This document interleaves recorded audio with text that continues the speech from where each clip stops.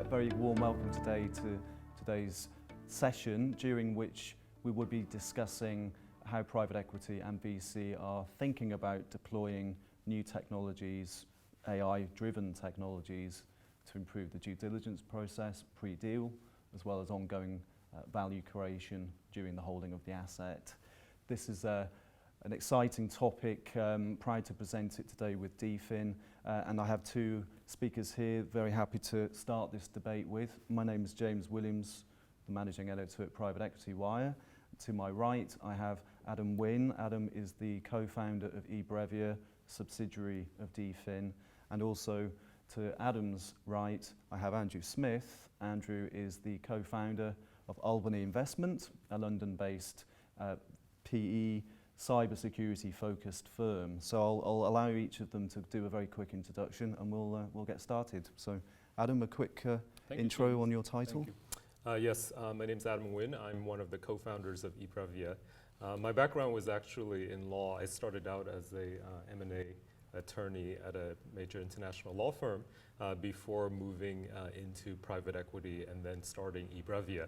At eBrevia, we look at the problem of documents and how to quickly extract and summarize information from them. And from there, we apply machine learning, a branch of artificial intelligence. And that's what I'm here to talk about today. Thank you very much, Adam. Andrew? Thank you. I set up Albany Investment 5 years ago. As has been suggested, we focus on investment into UK-based cybersecurity technologies, a number of which have got real application to different phases during the private equity investment process.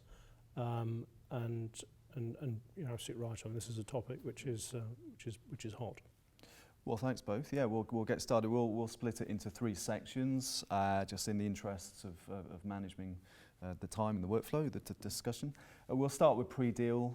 We'll then go on to ongoing asset management considerations, and then at exit, maybe what to think about and how to apply some of these new tools to improve the exit process as well. I'll start with you, Adam, actually. So I just wonder how you think PE managers today can think about applying these new technologies, these machine learning-based technologies, to improve the auction process, pre-deal. So from a private equity perspective, especially when I used to work in private equity, you can see the stages of a deal in essentially 4 phases. One is the pre-deal, the diligence, the auction part. Should the private equity be purchasing the underlying portfolio? And then following that, if the decision is to proceed to purchase, then it's the diligence part, essentially the M&A part. And then post-deal, it's about integrating the portfolio assets into the existing platform of the PE. And then I guess the last phase is the disposition of this asset, or the exit, and selling the asset. And so each part of this cycle, I see the issue, and this is from when I was at a private equity firm as well, the issue of combing through mountains of data. And usually the data is in the form of documents, and from where I'm sitting, it's from legal documents. And so technology like machine learning and AI in the last 10 years or so have come a very long way in terms of addressing the cost and the speed of reviewing the mountains of data in these 4 phases. So where a technology like eBrevia comes in, we apply something called machine learning and AI to quickly scan through thousands of documents and pull out relevant data to a deal. In any 4 of those phases, and I can talk more about each of those phases in turn. But you know, when you're thinking about a private equity transaction, 2 things are very important: time and money. And so to use AI to expedite the review of the underlying contracts is key to making the deal successful. Well, let's just expand on that briefly, Adam. Pre-deal auction process, what's the first thing that PE groups can think about when they're looking to evaluate a potential deal? Let's focus on that first, and then I'm going to bring Andrew in at that point. Sure. So. So in the pre-deal, often, if the PE is on the buy side, often time is of the essence, right? You're invited to come to an auction among other potential purchasers to look at a deal, to evaluate quickly, to make an offer, to extend a term sheet.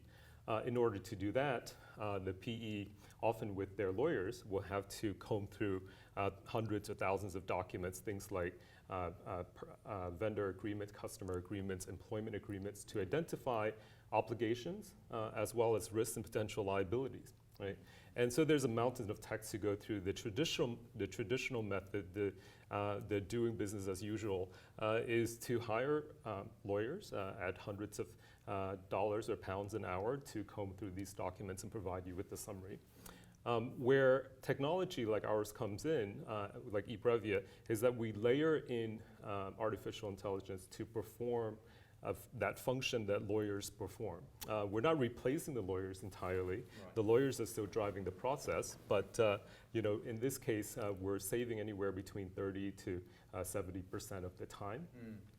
And so as a result, in the pre-deal, the PE could then make a decision quickly, whether to proceed with the deal or not. And one of the things that our software, for example, looks for is what happens upon a change of control. If a change of control gets triggered in a deal, it could be very costly for the PE. And to give that risk assessment early on, so the PE could come in and make the decision of whether to move forward with the deal or not. And now on the other side, in pre-deal, if the PE is on the sell side, right?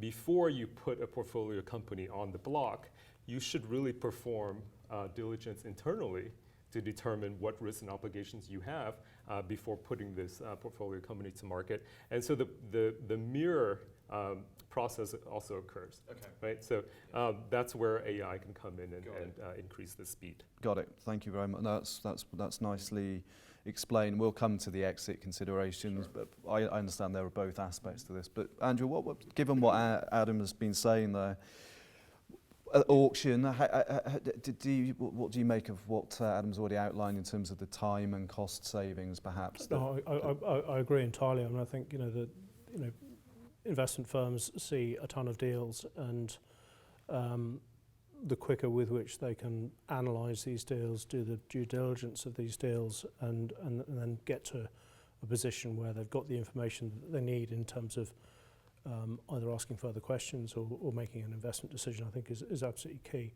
I think, if you don't mind, I'll just give you an example of what it is like when it goes really badly wrong. You'll be aware that Marriott Group acquired a hotel chain called Starwood a few years ago. That was a $13.8 billion US acquisition. At the time of acquisition, Starwood's payment systems had been completely compromised, which was not a great deal.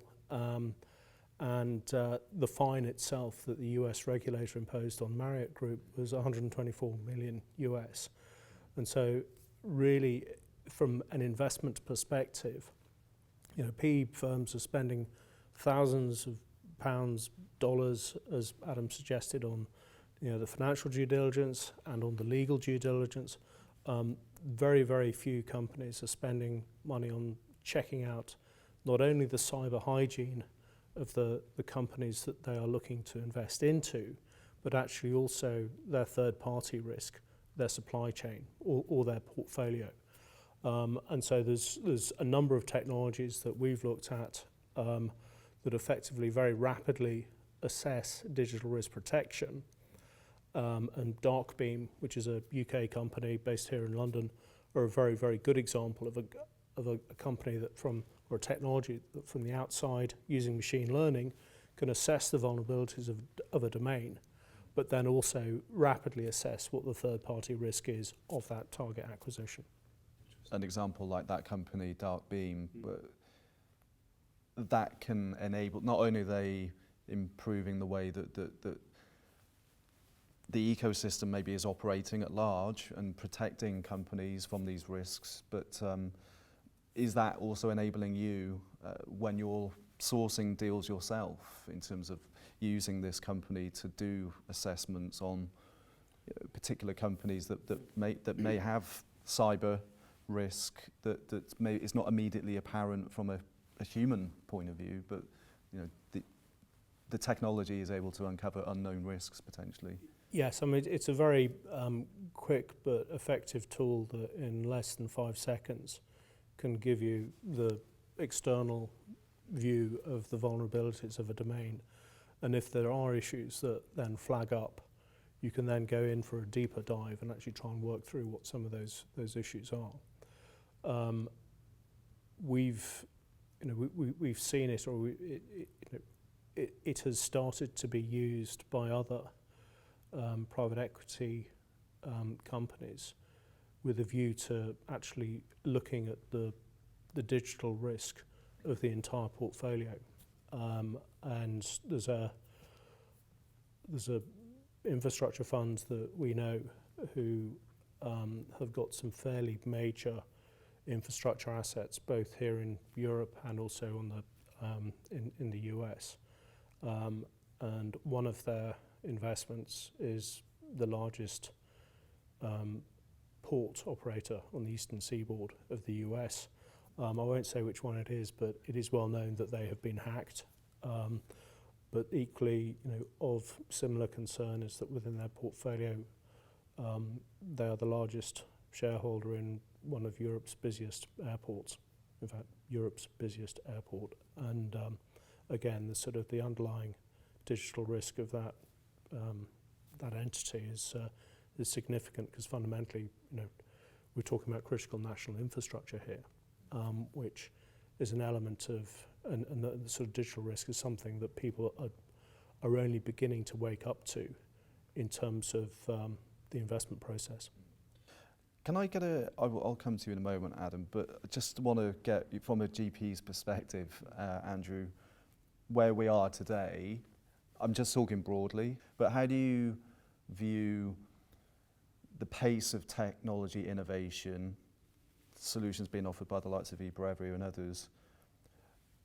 What is the potential for AI, broadly speaking, to apply it to the ODD process within PE? Do you see how much potential is there, do you think? I think it's significant. Everything from the legal document review and taking these very expensive things out of the process, called lawyers. And Adam is a sort of a former poacher turned gamekeeper. It is anything that can be done to speed up that process and make it fundamentally less expensive. I think has to be a good thing. There are other technologies, again, we've seen that actually in terms of the creation of legal investment documents, that is becoming increasingly automated as well. So it's all moving in one direction. And I suspect, whilst it is seen as being a bit new and potentially a bit scary today, in 3, 4, 5 years' time, it will just be viewed as being completely normal. I mean, I'm sure you're not going to disagree with that. I am not, and I'll elaborate on what Andrew was saying. There are a confluence of 3 forces that I'm seeing in the last 5 years, or 5 to 10 years. One, the explosion of data. There's just simply a large amount of data that's accumulating, whether it's textual data, what we call unstructured data or structured data.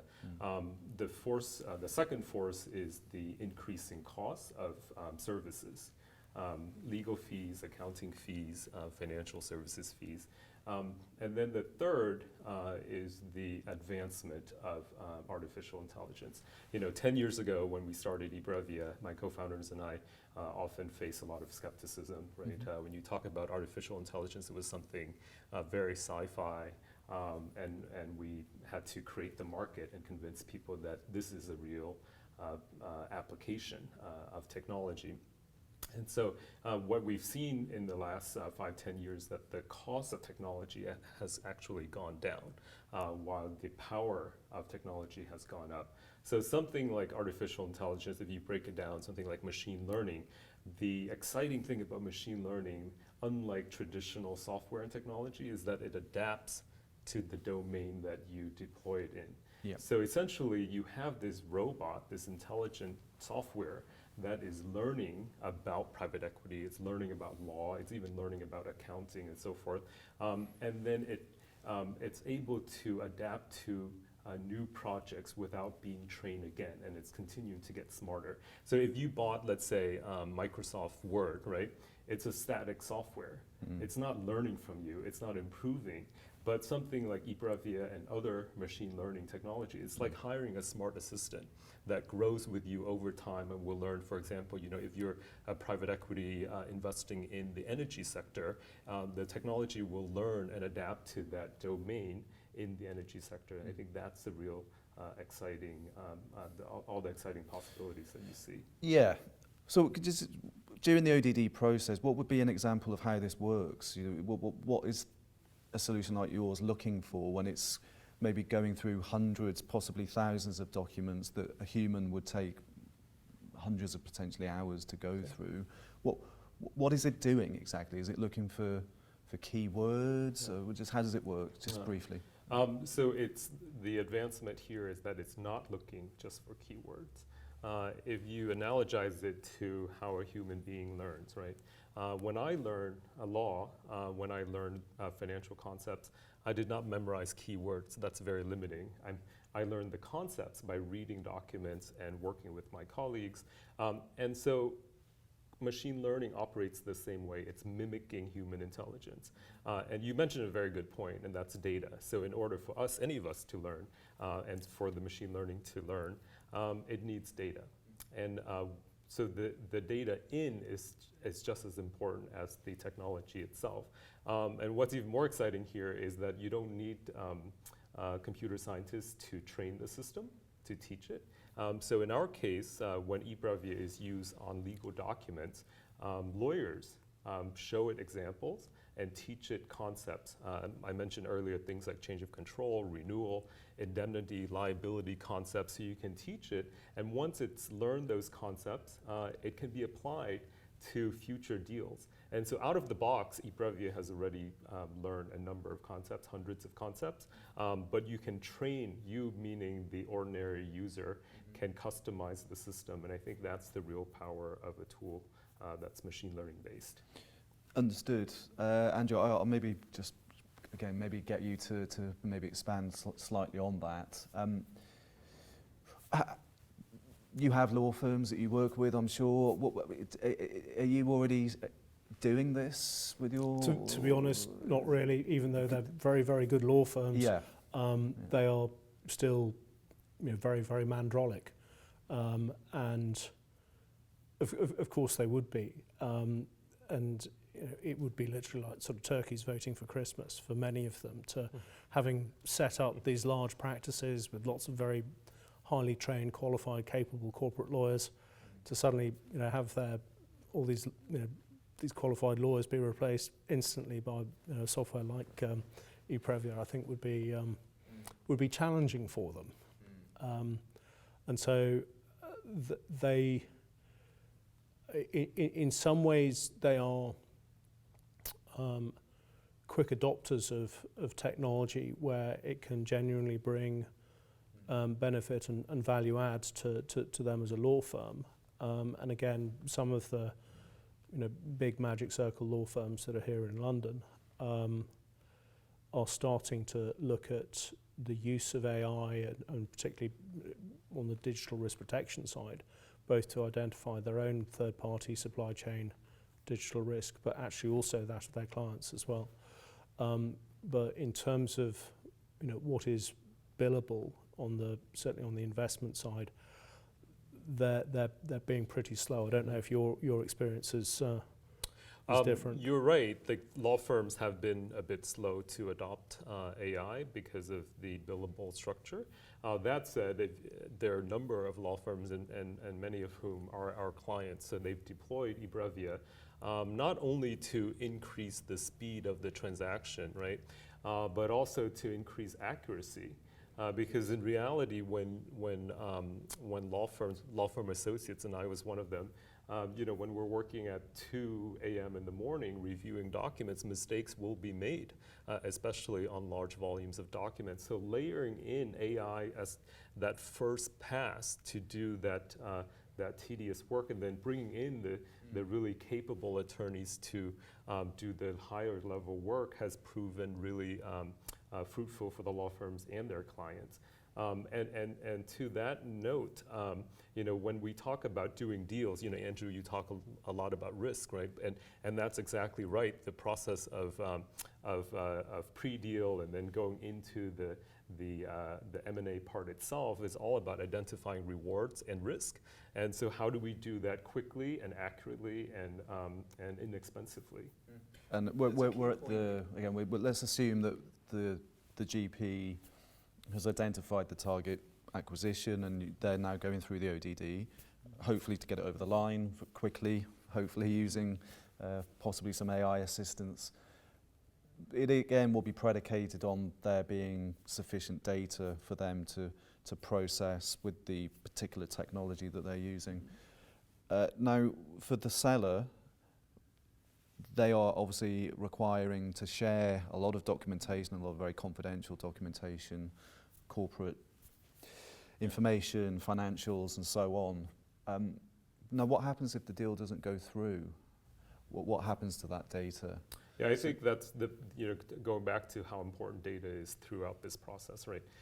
Looking at the data, identifying the data, and I think having a platform like Venue, actually, where the data is stored securely, is really important to all parties involved, because the seller would not trust, putting their data out on any platform. So having a secure platform is really important.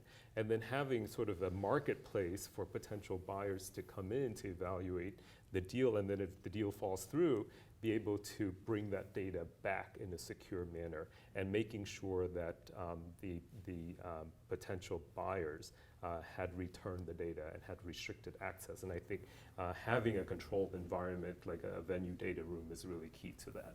Andrew, would you? Yeah, no, I agree. It's all fundamentally about data rights management, and certainly some of the things that we've looked at that haven't concluded is being able to give both the complete reassurance to the seller that you no longer have access or no longer holds data in any media that is confidential and privileged information to that company. Yeah, that's a key point, I think. Let's move on to the ongoing asset management aspect to this. So it's now in the portfolio, and the GP's hopefully benefited from some time and cost savings, and we all know how competitive the landscape is today in terms of getting deals done. So there's a lot of benefits to this. With all of this volume of data that is being required to manage and maybe analyse on an ongoing basis, how do you? There's a system consideration here that everything is kind of integrated and making your life as easy as possible. How do you think about that from a system architecture? Yeah, there's three elements. The first one is the asset management. The second one is the operationalization, and then the third one really is again being a bit sort of cyber centric is actually monitoring the cyber hygiene and the sort of digital risk of the entity. So starting off with the asset management, clearly GPs, once they've made their investment, they have reporting obligations to their limited partners on the performance of the underlying portfolio. And so the reporting requirements that GPs have on their investment companies are by necessity of quite a sort of stringent nature, but also equally can demand an awful lot of data from that portfolio company. So there is both the reporting process and also the management of that data. And again, having sort of AI tools that can actually spot the anomalies within the sort of reporting, I think is key. In terms of the more operational elements of an investment, from a GP's perspective, actually having sort of a complete document set, be it employment, be it contracts, be it corporate structure, having something which is homogenized as possible, not just in that company but across the whole portfolio, makes life a lot easier for GPs. And then I think the sort of the ongoing, from a a parochial cyber perspective, is actually being able to not only sort of monitor the entire digital risk of the portfolio, but actually within each company, and ensuring that the reporting mechanisms and alarms are in place that let you know if your company has been breached or your investment target has been breached, and what to do about it. And again, there are a number of technologies that do that using AI, both within a domain but also from the sort of the outside looking in. And again, this is something that the broader PE VC community are yet to fully wake up to, is that if they've literally spent tens or hundreds of millions of pounds or dollars in acquiring a business, why would you not try and ensure that that business was digitally as hardened as possible? Because you've bought that business for a reason. There's something of value in that business, and so why would you leave the front door or the back door open for their competitors to come in and try and sort of shovel up data again, that is really what drives that particular investment target. There's a few points you've made there, which Adam, I think you might want to kind of chip in on. Yeah, I'm hearing what you're saying, and it brings me back to my PE days. And you can empathize with this, surely. I think most GPs enjoy the M&A part, the acquisition part, because it's stressful, but there's a certain thrill to it. Nobody likes the post-acquisition. After the closing dinner, the transition period the transition services agreement, and those things are really boring, right? Now you have this portfolio company that you need to integrate into your operations and platform. And what that means is all of their documents, right? The employment agreements, the customer contracts, the vendor contracts are still ongoing. These are ongoing obligations and also benefits accruing to you. And I've seen so many companies where the portfolio company's brought in, but then no one is invoicing the customer. So you're losing out on revenue. Contracts are renewing. Nobody knows that it's being renewed. So lost revenue. Now the GP management acquisition team has moved on to another deal, but the transition part is still ongoing and sometimes could take a year or two. And I think that's where you see technology coming in and performing this boring but really crucial function is key to the business. And having a platform, I think, like a data room, a secure data room like Venue that continues on post-transaction is really key. And then extracting that information, the key information from your operational contracts to go into your management platform, right? So that you can operationalize this portfolio company that you just acquired. So this can help really identify ways to, we're not removing the human from this, of course. That ongoing portfolio management is fundamental to any to any serious but I PE think group. It reduced the time and the cost. Yeah. So instead of taking 2 years to transition over, you might take just 1 year and hopefully even shorter than that. And then the cost, instead of hiring an outside law firm to go through all of your contracts, summarizing them so that they can go into your operational flow, you can layer in technology and reduce the cost, because the higher the cost post-acquisition, that's the cost of the deal, and it ultimately affects the exit value of your portfolio company. Right, okay, so that's what I was going to get to. There are ways then to use technology, AI technology, to identify over the life cycle of owning that asset better ways to help the portfolio management team identify maybe operating costs so they're getting out of control perhaps, or any slippage that may impact the overall performance of the portfolio. Correct, right? Correct. And any ongoing operations of the business, right?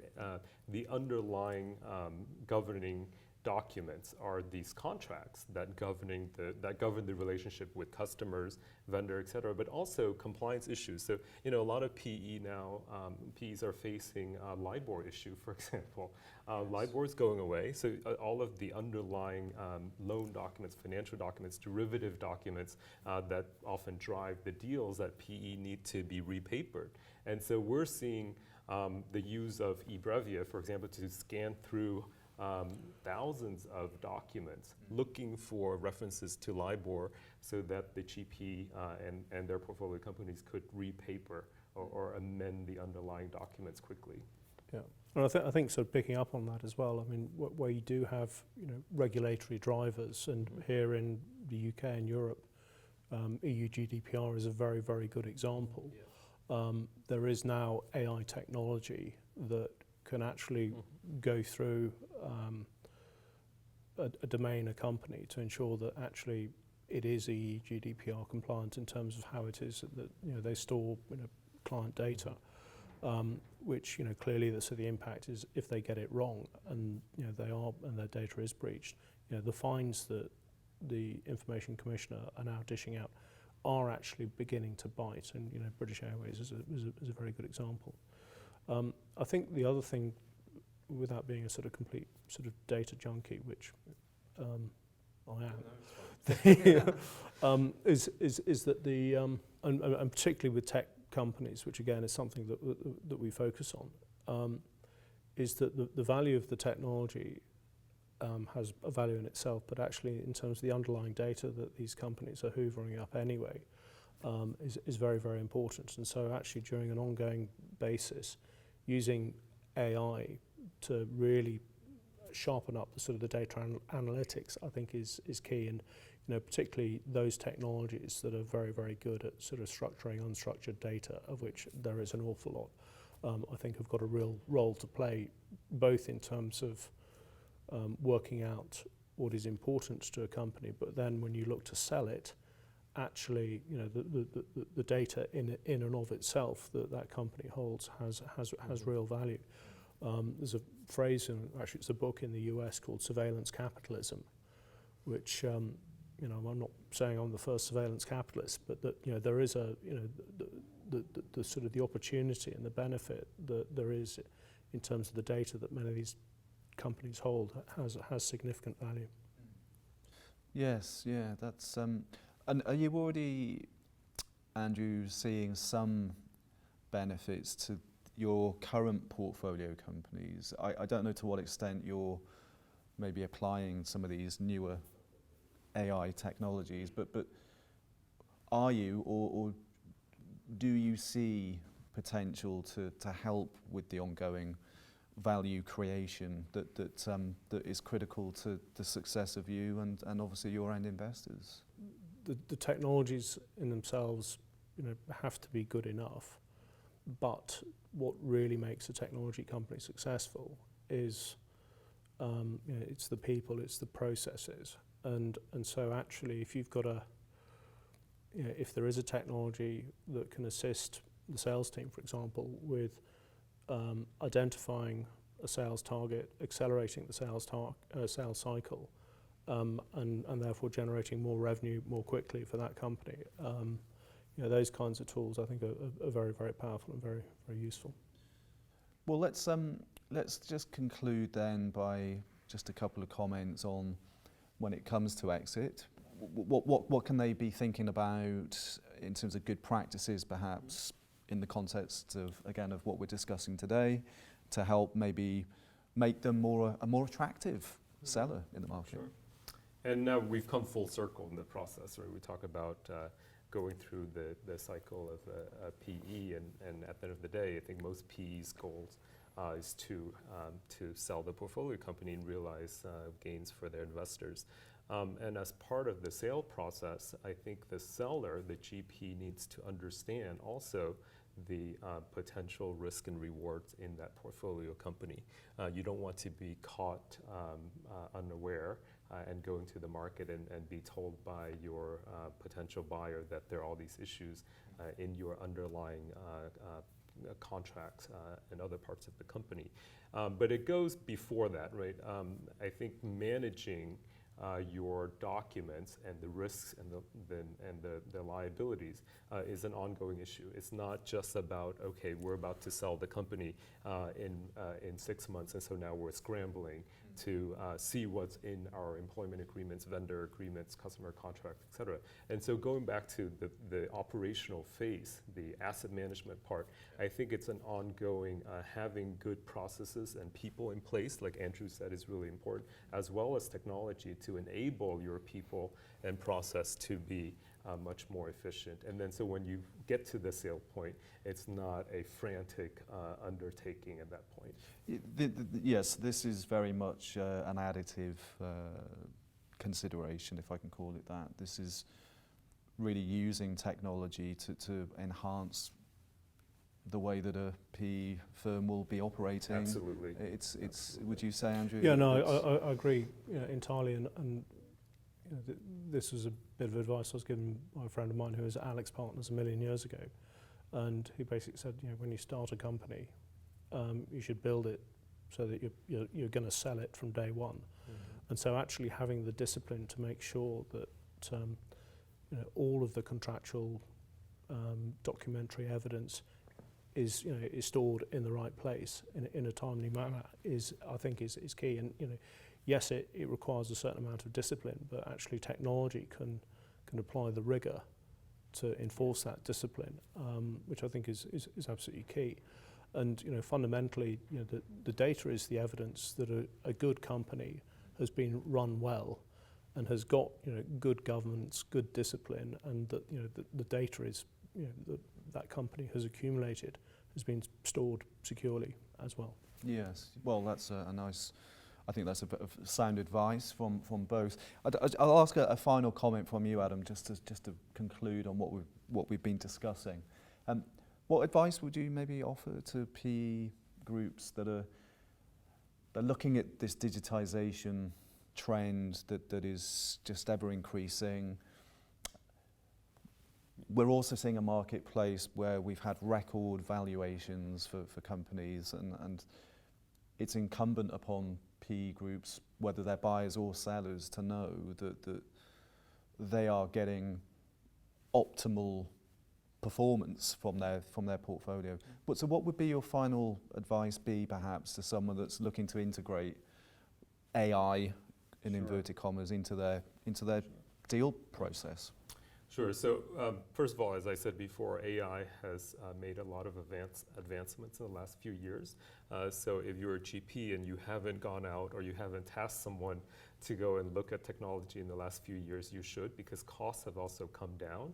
And what's exciting about AI, as I said before, is that it can also, especially our solution, it can integrate with existing platforms. So that's something to consider. Can this come in and integrate with your existing technology? And then look at your overall process, right? Because it's not just about acquiring a company; it's about the rest of the steps that we talked about: operational, asset management, and ultimately exit. So if you don't have the people, the process, and the technology in place early on, you might pay the consequences later. Despite high valuations, as we've seen with WeWork. That deal fell apart, even though we had sky-high valuation. That's a good high-profile example to conclude on. But no, I think that's a fair point indeed. We'll very much appreciate your time today, Adam, and certainly to Andrew as well. Some really great insights there. And I think we're just at the start of the way forward here. I think over the next few years, we're going to continue to see AI become an evergreen feature, really, of how PE groups are managing their portfolios, and really use AI as an additive, almost as a digital assistant, I guess you could say, in both the deal process as well as the ongoing asset management. So, I mean, fascinating times. Thank you to the panel today, and yes, thank you all very much for listening. Thank you very much.